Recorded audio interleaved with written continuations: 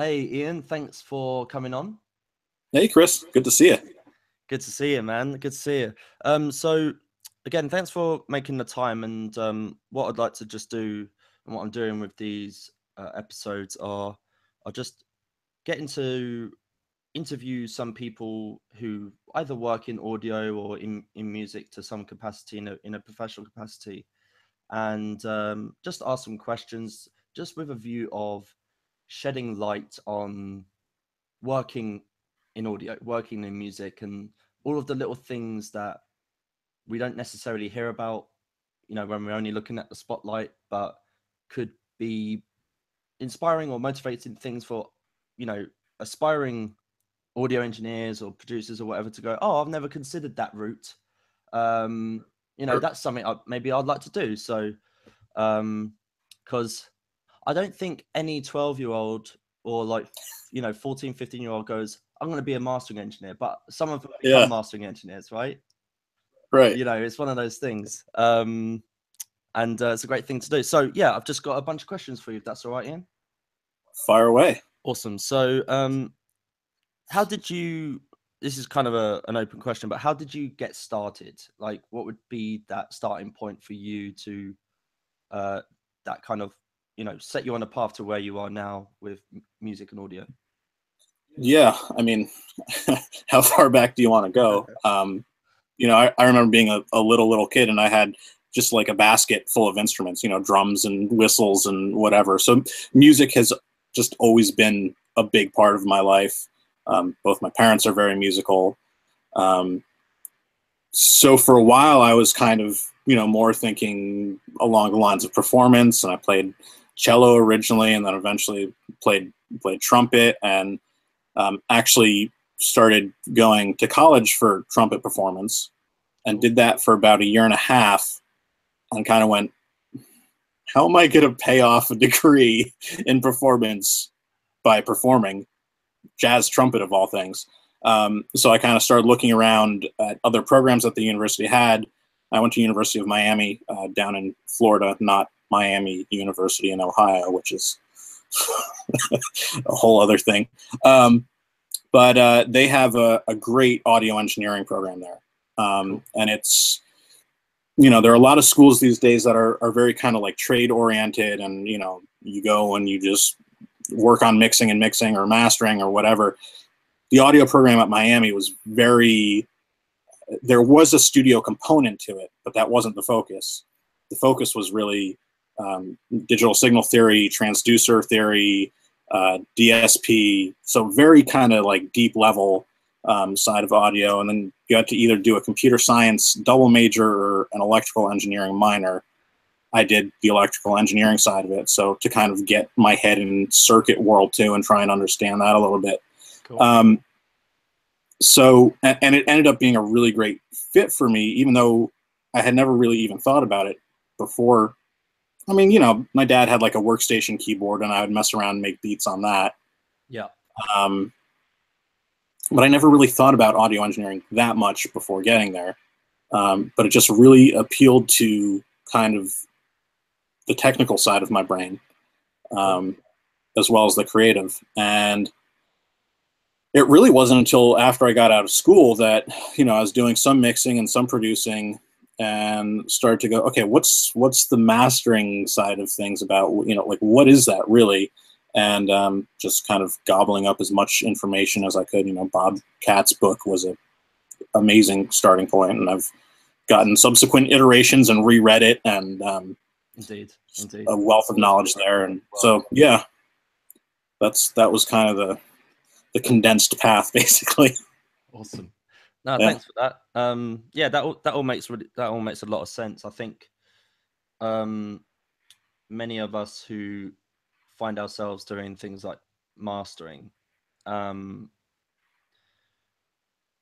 I think a lot of us got there because we kind of wanted left brain and brain stimulation, Yeah, along the way, exactly. if that makes sense. Exactly. Um, but sometimes it's balancing the two in the moment, isn't it? It's balancing the left brain decisions versus right brain decisions. But Yeah. that's the whole thing. No, cool. Thanks for sharing that. Another question that I'd like to ask actually is, what challenges have you experienced along the way getting to where you are as a as a service provider in audio, mixing and mastering? What, between everything you just talked about and where you are now, what challenges or any specific challenges you found along the way?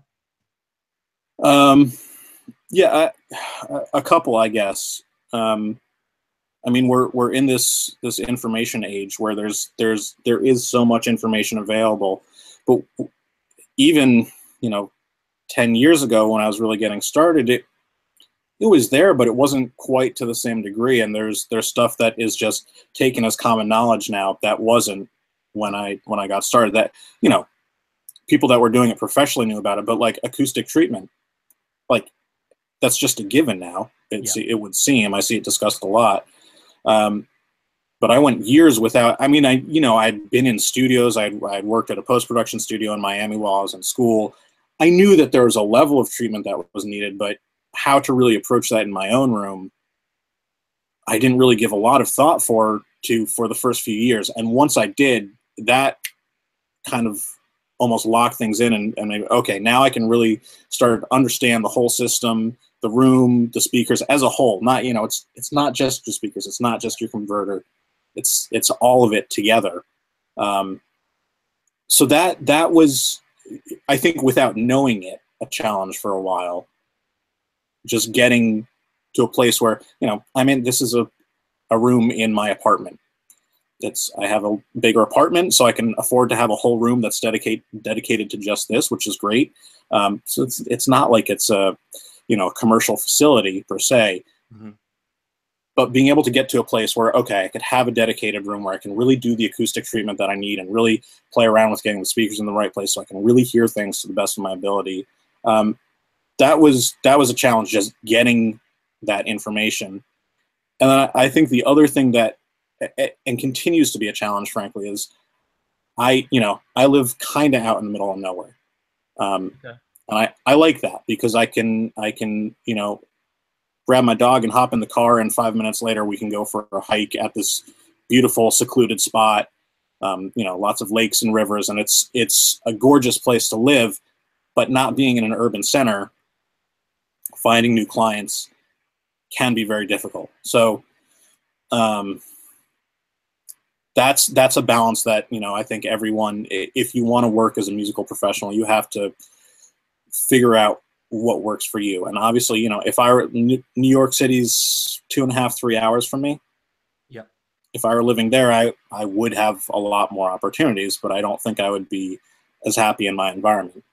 Indeed. So finding that balance too, I think can be tricky. And it really comes down to just, we were talking briefly before we started about, talking to people online and how the world is kind of shrinking and everyone's connected. That's great, but there's really no substitute for going out to your local bar or whatever and meeting people. I went out a few weeks ago and met this singer at an open mic and said, wow, your voice is great. I think there's really some opportunities to kind of make your sound a little more polished, and kind of introduce myself as a mastering engineer. Turns out, she's probably going to be looking for production as well. So it's like this whole cool, realm of opportunities opened up just with that one thing. So, going out, looking up other studios, if you're into mastering, find some guys that are doing mixing in your area, make a connection with them. I got to be really good friends with this one guy. He sends me pretty much every client he mixes to master now. Cool. And then on the weekends we go for motorcycle rides. So, just to get out and make those connections in real life and really meet people and figure out who's doing what in your area and how you can fit in and be a help. Indeed. Yeah. No, absolutely. Yeah. No, absolutely. I mean, there's definitely a benefit. I mean, I live reasonably, I live a stone's throw away from London. It's very easy for me.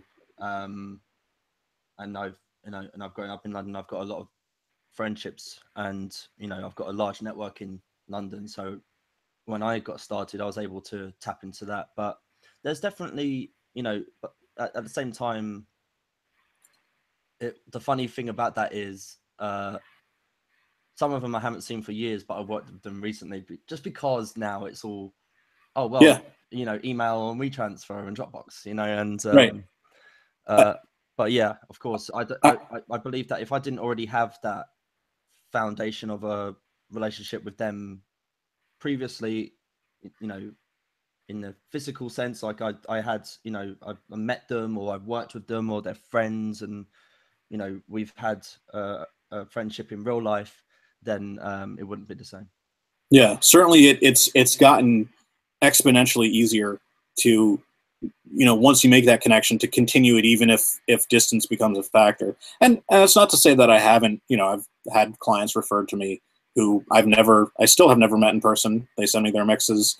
You know, I worked with this band from New York not too long ago, and you know, someone else that I had mastered some stuff for referred them to me, and it was a great match. And you know, I expect I'll do more work with them in the future because it was so seamless and easy, and it was you know, Skype and Dropbox and whatever. So that certainly can happen. But yeah, going out and interfacing face to face is also a great way to make those connections. Yeah, definitely. So those are the two challenges then for you. So like in terms of like acoustic treatment and obviously, you know, being a Yeah, and just I mean, I guess to generalize the acoustic treatment side is just getting my room to a place where I felt like I could really trust it. yeah, indeed, You know, indeed. really understand. It's funny, actually. This came up.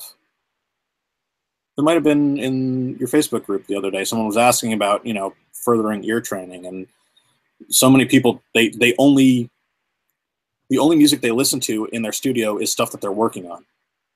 Yeah, I know.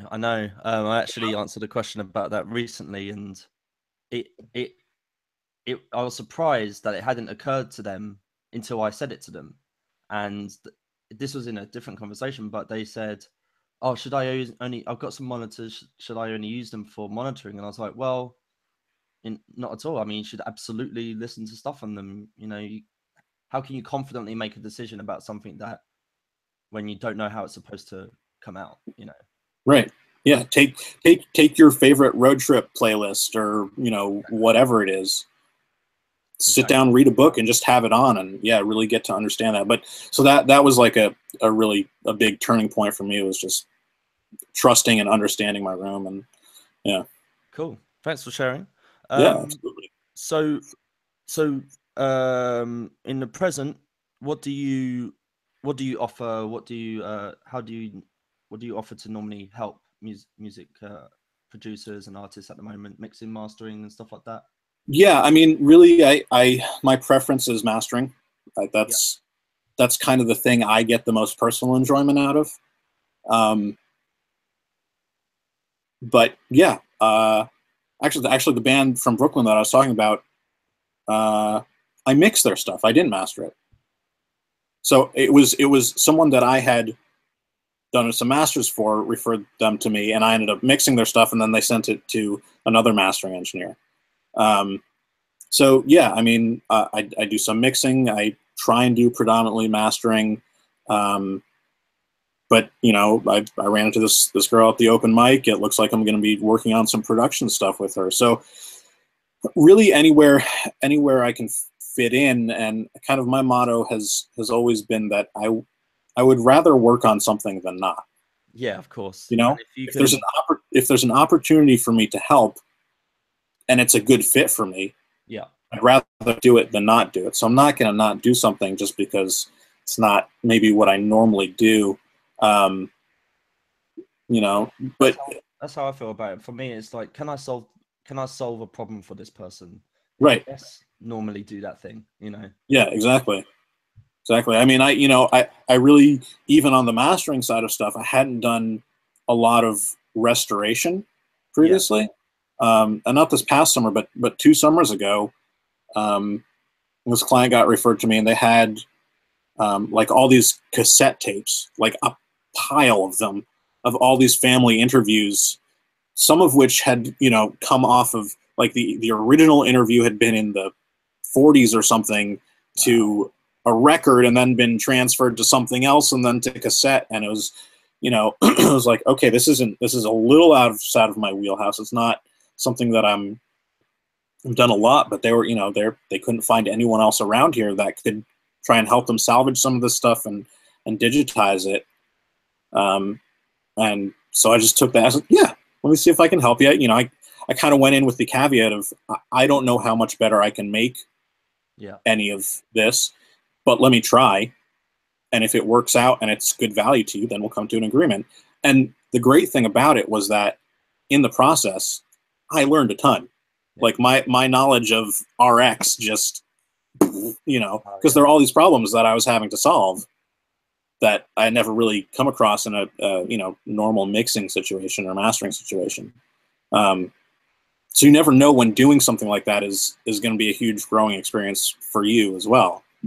So, yeah, because sometimes it's easy for one to go, oh, that's not what I do, but then when you switch the mindset, go, well, it's not what I do, but maybe I'll learn something, and it will actually transfer to something that I actually do all the time anyway. Right. There's always, things always connect, and I always find that they connect in a way. Like, I do predominantly mastering, but every so often I find myself, well, in terms of mixing and mastering, I have guys who work with me on the mixing, and then it all goes through me for mastering. But every so often when I've got a mastering only client, I get to a point where I go, actually, for this, I could just do with the stems, some stems, if you could provide. Sure. And, and then I have to kind of flip into a different mindset, because I can't do, I can't really, in my head, I can't do stem mastering. I have to mix it and then master it. I just have to. Yeah. For me, that's what it is. I can't, think about it in a converged way. So I just have to, okay, I'm mixing right now, mixing, and then right. Print master, but sometimes I'm like, well, at what point am I mixing? And I'm kind of just really set up for mastering. Like, my monitoring is fixed and stuff like that. And when it comes to mixing, that makes things a little bit difficult for me sometimes. But just because of the way I'm calibrated, but then I'm like, no, let's do it. And then, and you'll do something you haven't done in a little while, and then you go, oh yeah, well, I haven't thought about that. And then that influences EQ decisions that I make, Right. as Absolutely. an example. Yeah. Yeah. So yeah, no, it's for sure. It's always good to do that. Yeah. I think it is important, even if you've got a steady enough work stream in whatever your specialized area is, I think to try and do something outside of that once a month, once every couple months, like you said, it gets you thinking in a different way, which then sometimes can translate back into your main workflow. Yeah, because it's easy for someone to get romantic about their process and never break it, and then never really grow. Like, exactly. Sometimes I've got to challenge myself to go, okay, I've been doing this, like mastering this way for a little while now, but I don't want to become too cocky with it and go, this is my workflow. And I mean, we know that one workflow doesn't work for everything anyway, but you get into a mode of thinking, and then every so often I have to go, well, maybe I'm wrong about that. Right. Let's try it another way. Yeah. Especially these days, as we're in any given week, I've probably had a reasonably deep conversation with someone on Facebook where, like, I've got a mindset about something and they've got a mindset about something, but I do my best to deploy rational thought and go, well, maybe I could adopt their mindset and see how that works for a day, not obviously necessarily a client project, but as a trial thing for myself and my own development. Yeah. Yeah, I think it's good to just break one's process sometimes. Absolutely. Cool. What was I mean, this kind of might stem off the challenge question, but sure. What would you consider like it could be a production thing, a technical thing, or it could be a more, I don't know, philosophical thing. But what would you consider to be a massive game changer for you? Something maybe that you've learned, or something that just you know, one of those things that just clicks and you're like, oh my god, that took me to another level. It could be parallel processing, or you know, buses or something like that. You know, one of those Yeah. things that are like, oh my god, that's it. What would that be for you? Um, Honestly, probably. I mean, I think there have been a number of them along the way. Yeah, sure. Um, I think one of the biggest ones and the ones that took the longest was just compression in general. It's like I have understood on a technical level what a compressor does for a really long time. Yeah. Ratio, attack, release, all that stuff. Get it, understand it, fine. Yeah. But really, really coming to terms and grasping a how to use it effectively in your music, and b what you're actually listening for is, I think it's probably the hardest concept in audio engineering. That's personally for me. It's just because, especially when you're talking like mastering compression, which can be very subtle. Yeah.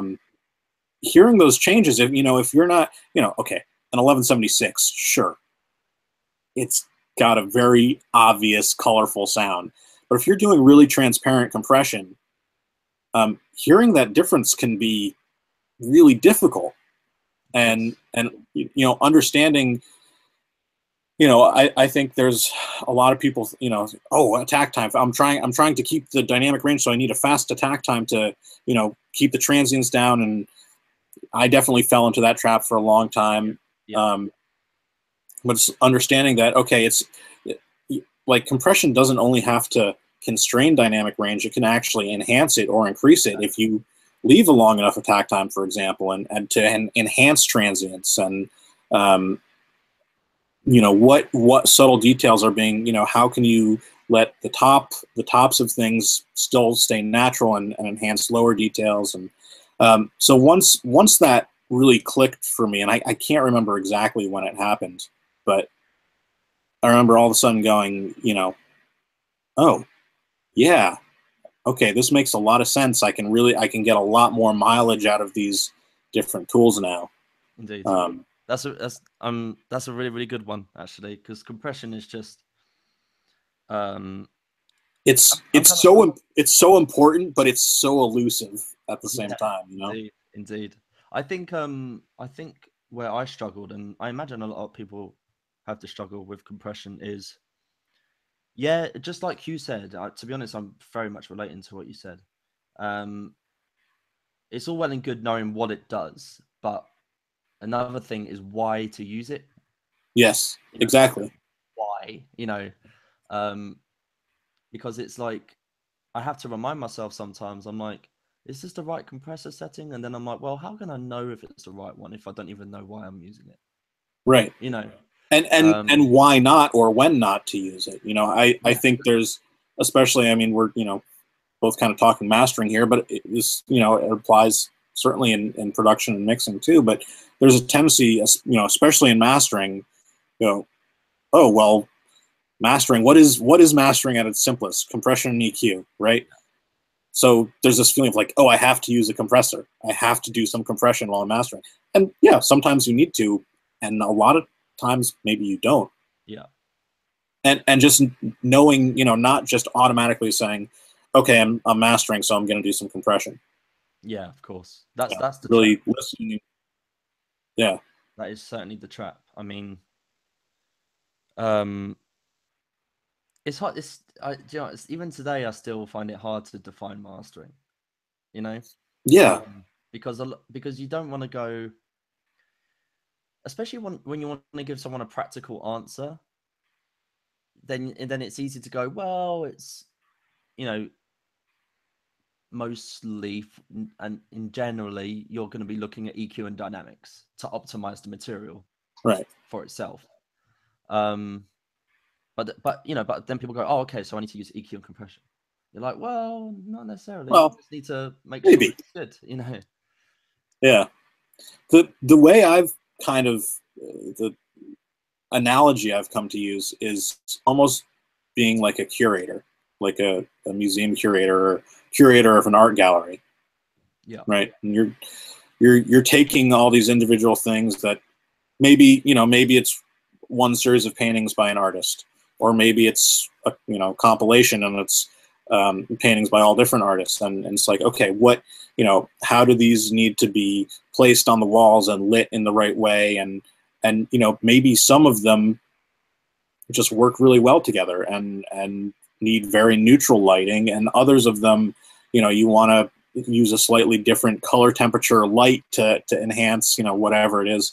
So that's kind of one way that I've been explaining it to people is, you know, just looking at the big picture of everything, and yeah, sometimes stuff just works together, and your job is just to look at it or, you know, to continue with the analogy, to look at it and go, yeah, that works. Yeah. A-okay. Yeah. You know, other times you got to get in and get a little more hands-on, and that can go to very deep levels. I mean, you know, there are a lot of masters I do. There's a couple processors on it. There's not a ton going on. Every once in a while, though, you get one. It's just like your chain is, you know, just obscenely long, and there's all these, you know, really try and fix something to make it work. So yeah, indeed. Yeah, it's hard to explain in a nutshell. It can be a lot, or it can be literally almost nothing at all. And what I find is every so often when I get one that is a lot, that a lot is just, it's really salvaging, and it's kind of you know, when it's a lot, it's kind of like, well, it's even harder to know whether you actually improved it. Yeah.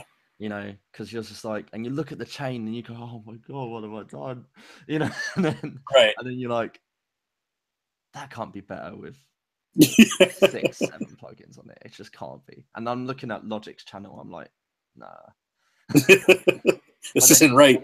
But then you know, you loudness match it and you A/B it, and you know, sometimes I print it out and listen to it on a different system just in case. You know, at times when I'm like, I don't know what's right anymore. Yeah. Just to reference, but yeah, I mean, you know, Ian Shepherd said that mastering at its best is very, very simple, and you know, 9.7 times out of 10, it is. You know, sometimes it's just, you know, broad stroke EQ and then authoring, you know, limiting authoring. Yeah. But sometimes, yeah, it's you know, we get those ones that come along. I mean, one thing that I've been crazy about recently is, you know, things like TDR Nova. I mean, TDR Nova first made its appearance in my life about 7 or 8 months ago, and that, for me, that was the biggest game changer, because for me, TDR Nova is a mastering Swiss Army knife. Excuse me. No worries. I kind of feel the same way. I mean, I tend to use Nova for very specific things, and I'm trying to kind of broaden what I use it for, because it can do so much. But a similar plugin that I've had and been using for longer is Pro MB, right? Fab Filter. Yeah. And honestly, for me, like, if you said you can have one plugin, that would be it. If you set it to single band with the fastest attack, it works as a true peak limiter. Yeah, sure. You know, you can use it not in dynamic mode and just set a narrow band and change the gain as an EQ. You can use it as multi-band compression. You can use it as kind of as dynamic EQ depending on the mode that you set it in.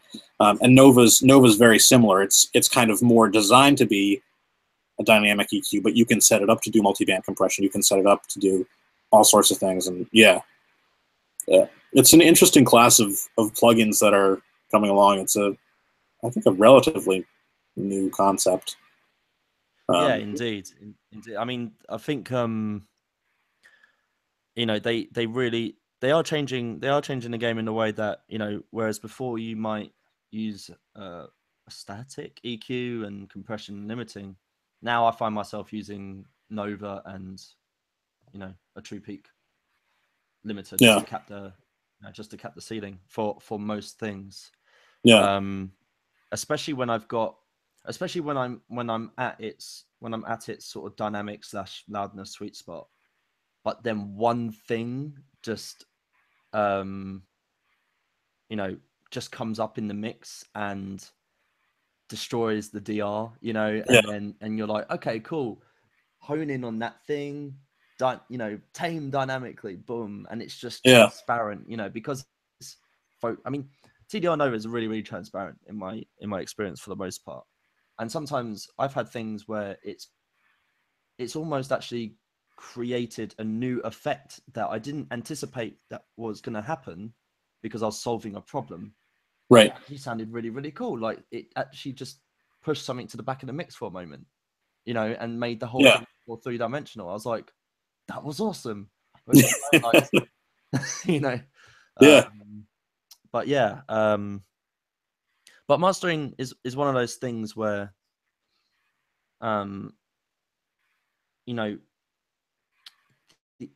the ideal experience for a customer hiring a mastering engineer, in my opinion, and this is the goal for me, is when they hear it and they know it sounds great, but they have no idea why. Yeah. And they're like, yeah, I don't even know what you did, man. And it's not just louder, like, because I'll say to people, I'll go, look, loudness match, or throw them into like iTunes with sound check on. Right. Against the mix, so that you can actually be objective, just in case they don't want to bother doing the loudness matching by ear. Sure. I'm like, oh yeah, just do that and just tell me, look, is it better? Because I'm always like, look, it's not up to me how good this is. Right. It's up to you. It's yours. It's your master. My job is just to help you get to the best master possible. Yeah. So yeah, for me, it should be when they go, oh, I don't know what he did, man, but that's great. Yeah. I mean, I've had a very similar experience, with, every once in a while I'll do an attended session, and even here, I'll keep a constant gain through my chain, so you can just very easily bypass the chain and hear a before and after. And even then, I guess most of the clients that I've done attended sessions with, they're usually less technical clients. So it's not like they've mixed it. They're the artist and someone else has mixed it, and then they want to come and sit with me for the mastering session. But they can see what I'm doing. They can see EQ moves and compression and everything. But yeah, when you do that, ideally, I think when you do that bypass your chain and before and after, it's like, it's not this huge, drastic, hit you over the head with a hammer thing. It's better, and it's just it'll feel more enveloping and three-dimensional and everything, and it's really hard for people to put their finger on that. Yeah. And it's just, it kind of just pops out at you a little bit more. I mean, to go back to the challenges thing, that's definitely, to develop as a mastering engineer, that's a big challenge, to go from hearing that and just going, okay, yeah, that sounds better, to hearing it and go, it sounds better because X, Y, and Z. Indeed. That's a big one. Absolutely. Yeah, I mean, I think that's just one of those things that we just continuously, that we just devote ourselves to just getting better and better and better, and trying to find out why. And the cool thing about it is that because it's audio, one day I might have a day where I'm like, I've nailed it. I have nailed it. This is it. I've nailed it. And then the next day you're like, I can master anything. And then the next day you get this thing and you're like, Okay, Uh, cool. I don't even know where to start. Yeah, Yeah. I'm immediately grateful for the for it bringing me down to earth. I'm like, oh, okay, cool. This is it. This is mastering, because every so often I'm just going to get thrown a curveball, and this is actually something I talk about quite a lot, um, especially in conversations around what is mastering and the future of mastering and the future of mastering, if you know what I'm talking about, in terms of Yeah. you know, Lander, and when people bring that up, I Sure. say, look, you know, if that's mastering to you, then cool, do that, and if you like the results, do that, but that's not what the service of mastering is. Right. You know, like I've had quite a few occasions, because I work with mostly independents, and Yeah. you know, you know, and because of that, the uh, the dynamic of quality input is very, very large, just objectively, you know, Yeah. and um, it's my job as a mastering engineer not just to master it, but to help them get to the master. Yeah. And sometimes that is, you know, I have to go well beyond the chain, you know, and actually work with them and work with, like I was mastering a rap album a few days ago, and I got all of the uh, songs from the artist, um, and I think his producer was like, you know, is his friend and stuff like that, and you know, they sounded really, really good and stuff, but they had like DR values of 3, you know, on average, and it's you know, I'm not against small dynamics. I'm just a you know, for me it's just how can I work, how can I improve it from here, and for you know, in the context of that album, 3DR just wasn't enough, you know, Yeah. and it was mostly because the bottom end, the subs were just way too loud and eating all of the dynamic headroom and stuff like that. Right. And I said to the artist, I was like, look, you know, there's not a lot of room for me to work with, but you know, let's work together to get it sorted. Maybe can you put me in touch with the producer and I can give him some advice. Um, and that actually worked really, really well. And it's one of those things I was like, oh, I'm not sure how this is going to go down, because you never really know, and you don't want to hurt anyone's feelings and stuff. But you know, that's kind of how I solved that problem. And the producer was actually really, really grateful. He was like, oh, I never thought about this before, and I taught him like gain staging, and I even gave him a really, because I didn't have physical sort of access to him in his studio or anything like that, and he didn't have a lot of time. I was like, look, maybe just try giving me new versions of the mix, but keep, you know, and this was, I thought, was the most practical, quick advice that I could give him that could lead to better results was, look, just revise the mix slightly, especially on the basses and the kicks, until you've got a good 10 DR, like 10 difference between peak and RMS. Sure. And just him doing that, him just being able to take that, measure it very quickly, make those adjustments very quickly, and send them back to me very quickly, I was able to do the whole album just like that. Yeah. You know, and he was like, wow, that was awesome. How you told me one little thing and it changed everything. I was like, yeah, cool. You know, Right. and And how could you ever do that with an automated service? yeah, exactly. You can't, Lander won't do, Lander won't, I'm not bashing Lander. I'm not a Luddite, you know, technology happens, right? Yeah. But and I think it has value. I just don't think that value is a mastering service. Right. And Um, but but for some people that's what mastering means, and I'm cool with that. But Lander won't do, it won't know when to do nothing or next to nothing. You know, it won't go, because no one's going to buy that service. You know, right. even at And it one can dollar also only make the best of what you throw at it. Yeah, exactly, exactly. You know. Outputs relative to input. Yeah. You know, my attitude about, I mean, Lander specifically is, if you're using it for the, you know, just the quick free version, okay, fine, whatever. if you're paying for one of the services where you get their high quality version, which I think is still only like a 192K MP3, maybe 256. Oh, really? I don't. Yeah, that's like high quality. Wow. For a year of that, a year subscription, you can get Ozone.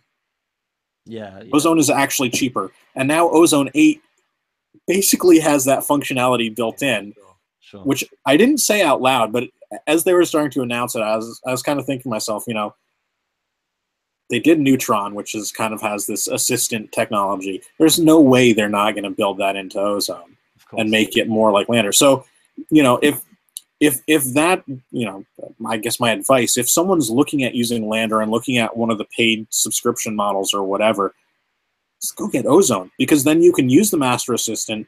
You can make tweaks yourself if you don't like what it does. Yeah. And you've got it forever. It's a one-time fee. Yeah, but I mean, just as a more general approach, there's a long history of technology replacing things that humans once did. It's going to keep happening. That's inevitable. I think a lot of the things that mastering involves currently aren't automated, but could be. Of course. One thing, Lander or any of the other services, at least to my knowledge, won't do is if you throw them an album of stuff, they're not going to help you sequence it. Yeah. They're not going to get metadata in there. They're not going to, do any of that stuff that's broader than just the view of a single song. Could that be automated? Yeah, probably. Would it be as effective as a human at first? No way. It could get there. Yeah. But it raises a really interesting question of, I think there's an album recently that was written by AI. It had some human performance, but the album was written by an AI algorithm. And it was kind of interesting, actually. I don't know that I would want all music to be written by AI, but it's definitely an interesting question of when it comes to art, where does AI and automation and, that whole side of technology fit into it. To me, if you're a human making music, it would be nice to have a human involved all the way through and really have an artistic ear. But maybe eventually we'll have human music and machine music. And well, I mean, AI and robotics are gonna. I mean, it's inevitable. They're gonna automate things and replace things that are way more impressive than what frankly what we do as mastering engineers. Sure. Yeah. Like, there are much bigger things in the world that they're going to do. Yeah. And, I mean, shit, they're already landing things on other planets, and there's no way for us to do that in real time. So yeah. Yeah. So for any sort of for a mastering engineer saying, talking in absolute terms, it won't be done. Well, come on, it's not this isn't actually rocket science. Right. Yeah. It might seem so to some people. And I'm sure it's well marketed that way in terms of Lander and stuff like that, but it's not actually rocket science. No. So, but I think that's kind of what has changed with mastering over the years. Actually, is because it used to be that everything went through a label, and right. You either got signed and all of the good stuff happened, or basically nothing happened. And mastering engineers were generally they were generally in large format studios or commercial studios and stuff like that, and they got label clients, and there wasn't much of anything else. But now the world is completely different. And obviously the quality control process up until mastering, a lot of that was already taken care of. But I think as mastering engineers now who are working with, independent artists, and independent artists are increasing in numbers because that's just the way the industry is now. our, what falls under our remit in a good way is actually a lot broader than just mastering. Yeah. And I think that's actually I think that's a good thing, and I think that's a way that we actually add value, because Absolutely. it's there's probably a good 30%, it's probably a good 25% of the time that I find myself mastering beyond mastering. Yeah. Yeah. Cool. So I mean which is why I'm always like, well, mastering is kind of quality control. Like I was talking with Thomas George recently, and he was like, oh, for me, mastering is the icing on the cake. And I was like, for me, mastering is tasting the cake, and then having a conversation about the cake, and then taking action from there. Yeah. An interesting kind of related thing, which is, quick aside, one of my favorite things about mastering is getting to be one of the first people to hear a finished product. Oh, 100%. Like, that's really exciting to me. Indeed. Indeed. But yeah, doing kind of going above and beyond just the processing and technical side of it to help people get there and to get them the best finished product. That I did album art for an album I mastered this summer. I am not a graphic designer, but somehow it ended up on my plate, and I was like, yeah, sure. I mean, I could do some basic, text manipulation in Photoshop and, make a back cover for you and whatever. And it's like, and before you're a record label. Yeah. On that, trying to point that. That was a new one for me. As you mention it, actually, so mastering, yeah, for me, a big part of it is sort of quality control, but also one of the things that I like most about mastering is the responsibility. Is kind of like, well, I'm it. I am the last plugin in the chain. The buck stops here. Yeah. Yeah. And I mean, I was in a Tesla recently. Not my Tesla, I'm not quite there yet, but and they've obviously got the built-in Spotify thing and stuff. And I loaded up a playlist of mine of masters, and I still get that nail biting sensation just before like the chorus is about to happen, or yeah, the bit that gets loud, you're like, oh, please be okay, please be okay, please be okay. Because it's a new environment, it's an expensive car, and it's got a car system in it, and you're always nail biting. I'm right. like, I know I did everything right, I know right, everything's fine, I'm sure. But then I get paranoid. I'm like, did I make sure that last game stage after the limiter was enabled so there's some headroom? And then I'm like, I know I did put it on. The client signed it off. Oh yeah, but I don't know. And then it sounds great, and you're like, oh yeah, awesome. Yeah, yeah. But I think as long as we are biting our nails all of the time, we will be okay along the way.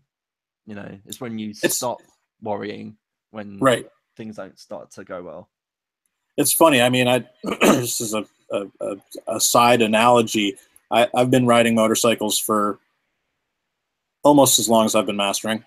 And when I started riding, one of my friends said to me, the day you get on your bike and you're not worried about someone running into you or an animal running into the road in front of you or whatever, like that's the day to stop riding. Yeah, indeed.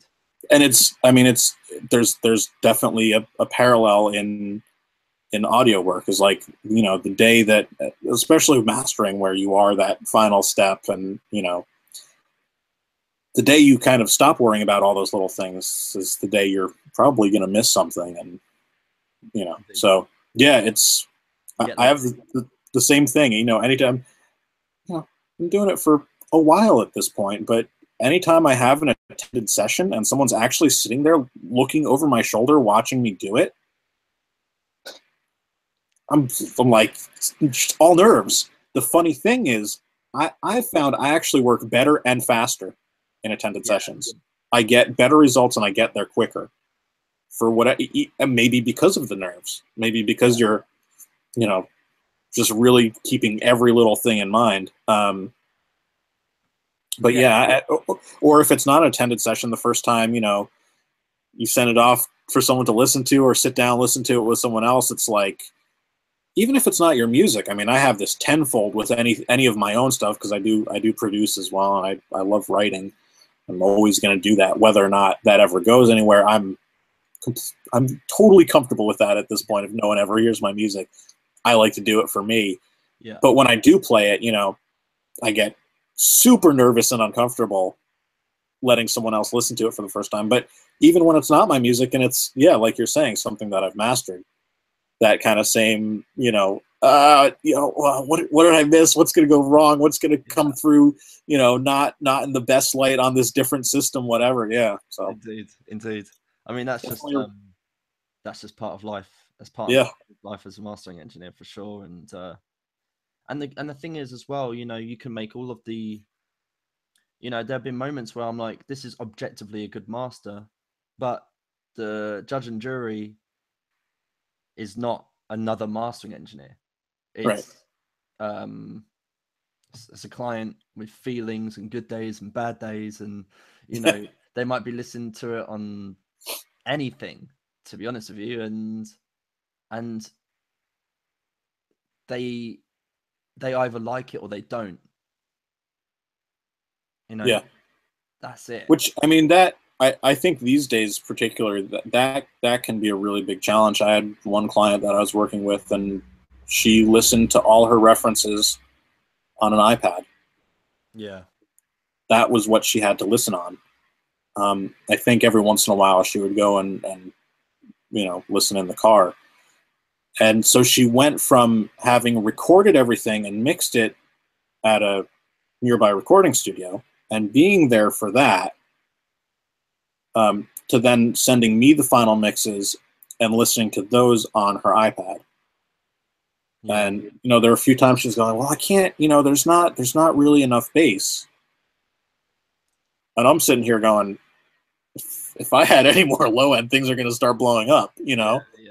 And it was like I said, there are ways that we can deal with this, but it really kind of almost needs to be addressed back in the mix. There's not, once it's all together, like, okay, there are ways to enhance the bass without actually adding more low end, but there's only so much that I can do in the mastering stage. And because of that was a project that took a really long time of just, I would do a master, she would listen to it, she wouldn't be totally happy with it, it would go back, it would be mixed again based on the masters that I had done. And luckily the guy that was mixing it lives very nearby, and his studio is very nearby, so it was easy for him to come by and say, okay, this is what I've done, this is where I think we're looking for more, and he could then take that information, go back and modify the mix. But yeah, if you never know what people are going to be listening on, how they're going to be feeling that day, what they've just listened to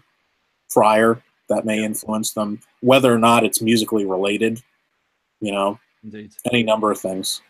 Yeah. I think as well,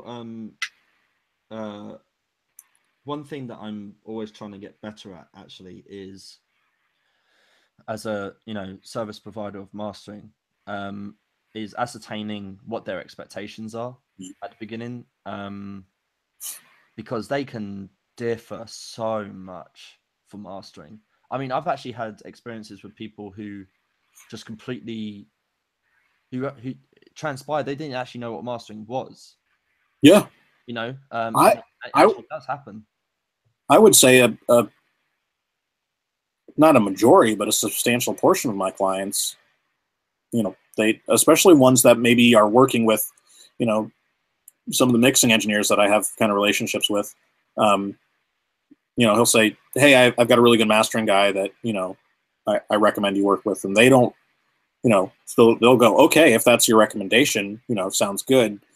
And they'll come to me, I'll say, okay, so, what are your goals? What are you trying to achieve? And they go, well, I'm not really sure what we're doing here. So it's like, oh, okay, let's back up, and cool. And I can kind of explain a little bit, but yeah. but that's what we do. That's Yeah, that's part and exactly. parcel of it, and I like to think that people uh, get a lot of educational value with, you know, using me or using a mastering engineer, Yeah, um, because I actually advise people as well to, because some people say, should I use mastering or should I learn mastering? And I say do both, because they will each contextualize each other. And if you learn mastering, as a producer, you'll know what to expect, and you'll know what, and you'll just have clarity on what comes next, and it'll allow you to make better decisions, even if you right. have no intention of mastering. Learning what it is, and more importantly, what it isn't, will allow you to, make better decisions, I believe. Right. Absolutely. Yeah, It's and not inform something those go with. decisions upstream. And I mean, for me, it's, I mentioned I do both. I do some mixing, I do some producing, I do some mastering. For me, it is very important to separate those disciplines. Yeah, I agree You know, 100%. and I won't say that I haven't mixed and mastered an album. I've done it. There are times where there are time constraints or budget constraints. It's Yeah, just, easiest to do that. And if that's really what the client wants, sure, okay. But I always recommend against it. For my own stuff, I had this album that I worked on for ages. Um, Finally finished mastering it last spring, and I took it up to Gateway, Bob Ludwig's studio. And was like, I could master this, but I've spent so much time listening to it. I'm so, I can't see the forest for the trees anymore. I want to get it into the best hands, yeah, really, that I can afford, and have them put the finishing touches on it. So, um, even as someone who does mastering, so I do think that's important. But yeah, absolutely, to know as much as you can about any given discipline is going to give you, that many more tools, and inform those decisions. absolutely, Great. absolutely. Cool. So, before we wrap up, I just got one more question. If that's cool with you. Yeah. Um, so kind of like I said before, the spirit of this show is to shine light on things that, on things like what we do, for anyone who might be considering pursuing a career in audio, Yeah. or music. So, what one piece of advice would you give those people? Um, I mean, it's very broad, but I guess really just to always keep an open mind, and always kind of, um, both in terms of how to do something, what you can learn. I know that's super broad, but being open minded and being always willing to learn new things, Yeah, talk to people about, how they do things, how they got where they are. Um, you never know what opportunities will come up when you do that. yeah, And if you get, whether it's saying, okay, I'm totally focused that this one thing is what I'm going to do, or whether it's saying the way that I do this one thing is the best way to do it. You can miss a lot. You can miss a lot in life. I really started out having, kind of knew that there was this thing called mastering, but I didn't really know what it was. And for a while, I want to be a touring musician. That's what I want to do. And as life progressed, and I kind of just would try and learn new stuff all the time, as often as I can. Learn more about audio, learn more about physics and the science and whatever interests you. And you start to see all these new pathways that open up.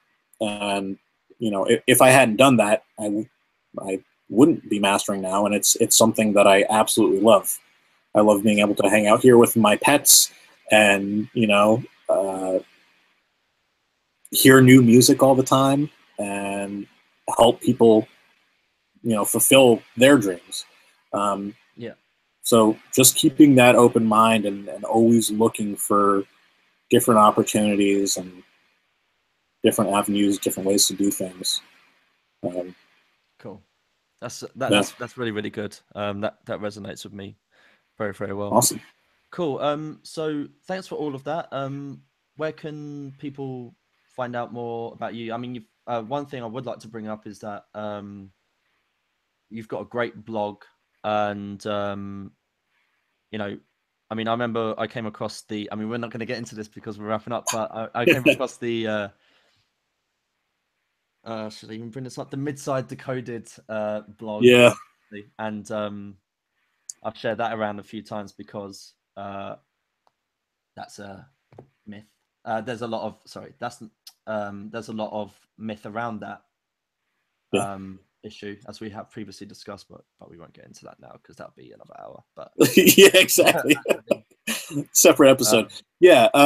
My website is ianstewartmusic.us because cool. .com is like a blues guitarist in Chicago or something, and I did find him. I googled him because I googled. Yeah. I was like, I think that's not who I'm. That's not him, I don't think. Yeah.